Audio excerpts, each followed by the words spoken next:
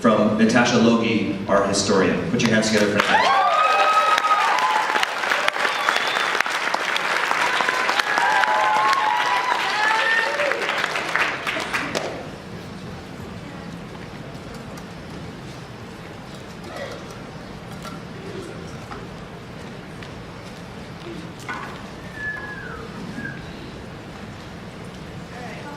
I'm a little nervous, so if you could laugh at my jokes, that'd be really. Good afternoon, ladies and gentlemen, and welcome to the Natasha Show. I'll be your host, Natasha, and today we have a very special guest named the Heritage Christian School graduating class of 2014. I believe we stand before you today because God brought us all here, and Mr. Kelly said it was mandatory in order to get our diploma.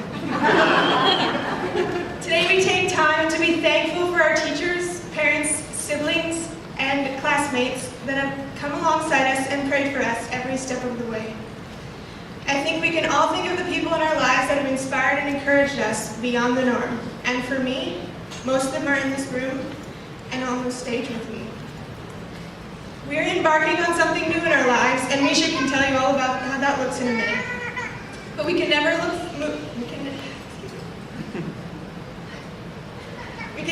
forward without remembering the fantastic way we have become who we are. It makes me think of all the good times we've gone through. And I'd love to take you for a long saunter down memory lane, but we don't have time for that because I'm getting hungry and the banquet isn't until 6. So here's some food for thought.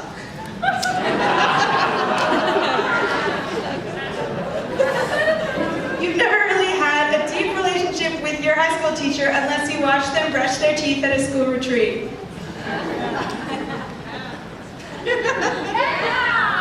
It's an enlightening experience to say the least. Our relationship with teachers here is so unique because you know exactly when Mr. Hayden will no longer be talking about things related to science. He kind of sits back on a stool, crosses his ankles, and leans back, and either folds his arms and takes off his glasses, or he rubs the back of his bald head. And he kind of looks at the sky to remember a date or name like this. And then he starts talking about something from his life that 90% inspires you and encourages you, and 10% puts you to sleep.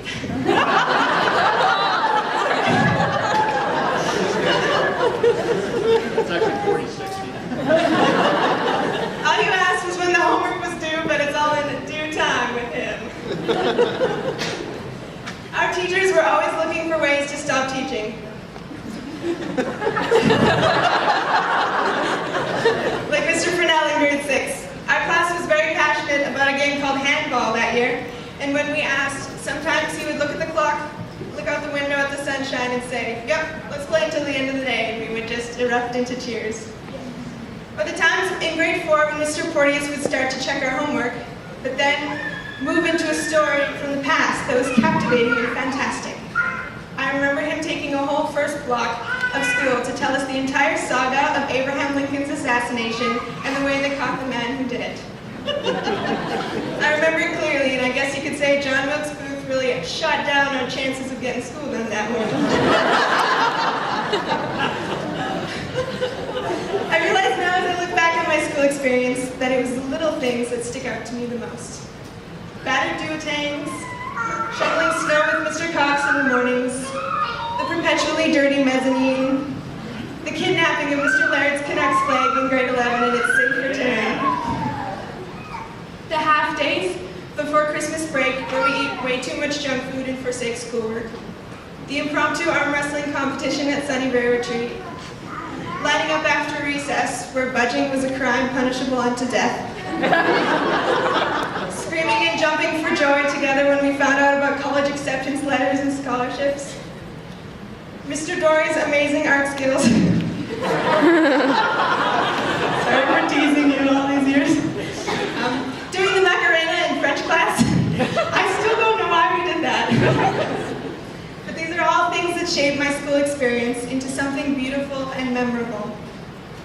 It really does make a difference in students when kindness and patience are your first reactions to our misdemeanors. When my second grade teacher, Miss Blythe, explained softly and simply that it wasn't nice to call people names, I remembered it and learned my lesson. When Miss Maxwell knew I had a lot on my plate, she was never short-tempered but always tried to give me the time I needed. When I really needed a hug or a comforting word, Mrs. Dick had her door wide open, and everyone else had the same attitude as well. When we just needed to refresh as a class and lean on each other, Mr. Hayden granted us a space to do that in.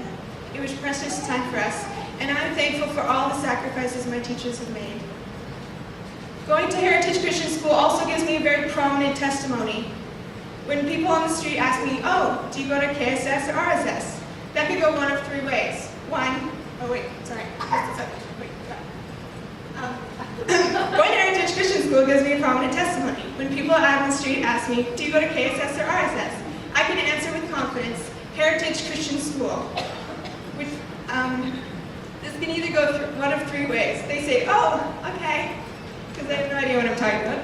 Or they can say, oh, so you're a Christian, which is a huge way to suddenly share that fact about myself just by answering this simple question. I love having that avenue in my conversations with people. The second way they can answer is, oh, heritage. And I usually reply with, ha, yes, where the rules are suggestions and the teachers actually care about your grades and your weekend plans. Where we only have one hallway, but it is the best hallway I have ever seen in my life. Where the door sticks when the hot June sun shines on it, and where half the taps in the girls' washroom don't turn. Where you're encouraged to speak your thoughts and discouraged from being a jerk. Where people share food out of kindness and not a day goes by when you don't laugh. Where we are free to talk about our faith and our struggles, and where we are pushed to diligence by those we love. Heritage may not be large, but it is sure a large part of my heart, and I am excited for all those that are coming after me who get to come to this school. And by the time I finish with this field, I usually on the other side of the road just kind of ignoring me. It's true. And now this school is a part of our heritage.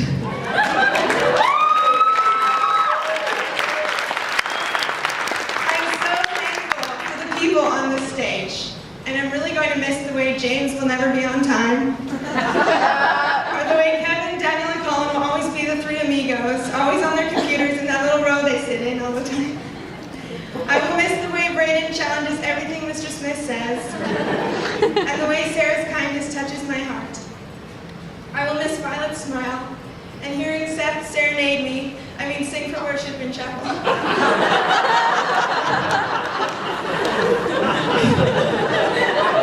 I want to be hugged by Shelby in the mornings and see Ashley's new outfit, and hear Ruth giggle so much. There she goes. I know I will miss Misha's driving personality that inspires me each day, and the way Jessica gives me reasons to smile. I recall fondly all the good conversations I've had with Jesse John and Jacob and the different way they see the world. I will forever be enchanted with the way Raina writes and the goofy jokes she has. I love to be greeted by Tim's smiling face and see Garrett in his iconic pirate costume no matter what day it is. I will miss hearing Victoria laugh in the mornings and watching Ziva eat so much delicious food during class. I don't know where she finds it. I will miss seeing Stephanie every day and Daisy with her pretty smile and knack for puns. I want to hold these people close to me forever. But I know God has greater things in store for us, even greater than living in a community like Heritage. Friends, no one can ever separate the bond we have. I want you to take your dreams and just beast it. When someone tries to sell you big cheese, oh yes, you turn to them and say, is that a fat joke? All right guys, it's time for real life now. Lots of energy, lots of focus. Peace out! Peace out! Thank you guys so much for putting through all my jokes.